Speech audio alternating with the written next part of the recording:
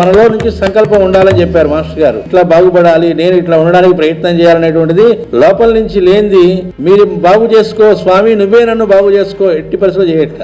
మన వైపు నుంచి ఏ ప్రయత్నం ఒక అడుగు కూడా లేకుండా ఆయన ఎప్పుడు వేస్తాడు? ఆయన 10 అడుగులు మన వైపుకి మనం ఒక అడుగు వేస్తే అన్నాడు. దేహం అంటూ ఎందుకు ఇచ్చారు అంటే మన ప్రయత్నం మనం చేయటం కోసమే ఇచ్చారు. మాస్టర్ గారు చెబుతారు, నీకంటే తక్కువ తెలివి గలవాడు, నీకంటే తక్కువ సామర్థ్యం గలవాడు ధనంలో గాని, విద్యలో గాని, ఇంకా దేనిలో గాని, అవకాశాల్లో గాని ఎవడైతే ఉంటాడో వాడి ఎడలు నువ్వు దయ చూపెట్టి వాడికి కావాల్సింది నువ్వు సహాయం చేస్తూ ఉంటే నీ ఎడల భగవంతుడి అనుగ్రహం కలుగుతుంది తప్ప ఇటు మానేసాడు తిరిగి పరమ గురువులు తిరిగి చెయ్యెత్తి మరబెట్టి రక్షించండి అంటే వాళ్ళకి ఏమీ వినిపించుకోరట. వాళ్ళకి చెవుడేం లేదట, కానీ వాళ్ళు ఏమి వినిపించుకోరట. ఉపయోగమే లేదట. ఎంత మొత్తం అది అస్సలు పట్టించుకోరట. వాళ్ళ కన్సర్న్ అలా ఏంటంటే ఇంకోటికి మనం ఉపయోగపడుతున్నామా లేదా, ఉపయోగపడటంలో నేను ఉపయోగపడుతున్నాను అనేటువంటి ఫీలింగ్ లేకుండా చేయగలుగుతున్నామా లేదా.